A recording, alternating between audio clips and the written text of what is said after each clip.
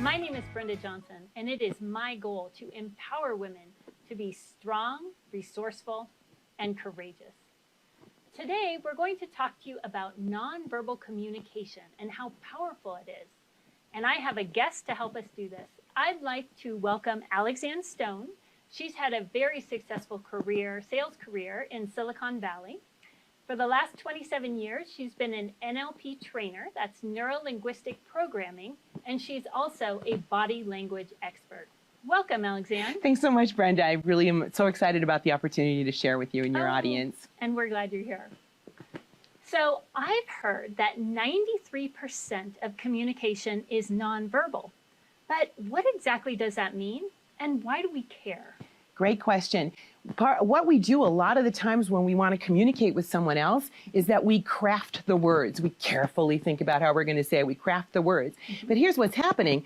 Words are somewhere between 7 and 10% of what we actually share. The rest of it is nonverbal. And that means everything from your voice, tone, pitch, speed, volume, to your body language, your facial expressions, and the way you actually even hold your body with everything that you do, including gestures.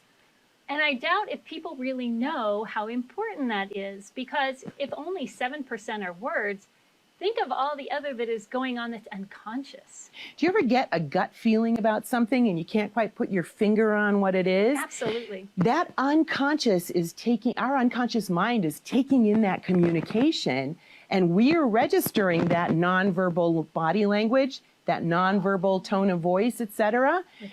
Without realizing it. And we'll get a feeling, but if you don't know what you're seeing, then you don't understand, you don't connect the feeling to what's actually going on. You think it's just the words.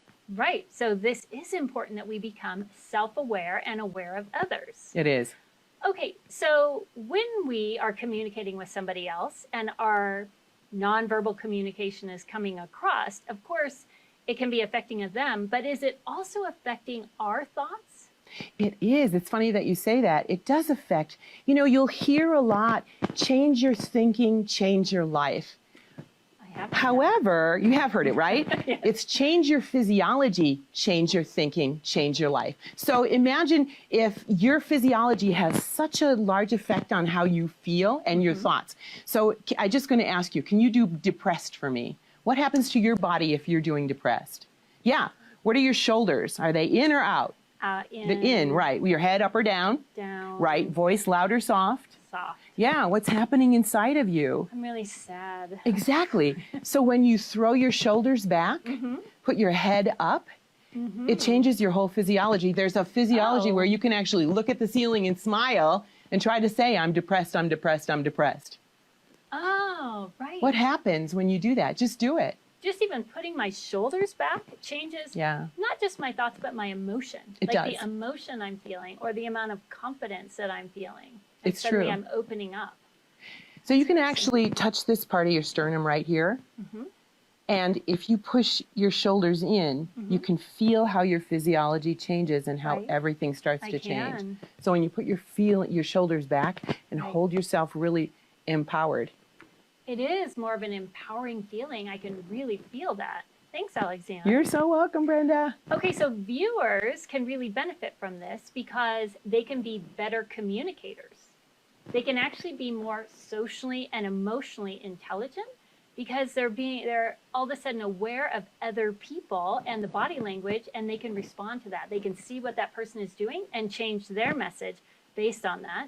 And they can be better negotiators. There's so many great things that you can learn from body language. Yeah, we laughingly say negotiating all the way from sales to your teenagers.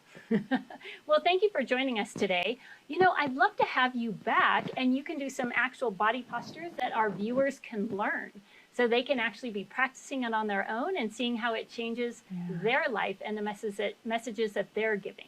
I'd love to. Thank you for joining us for Live Bold, Shine Bright. We are going to have a second episode of this, the power of nonverbal communication.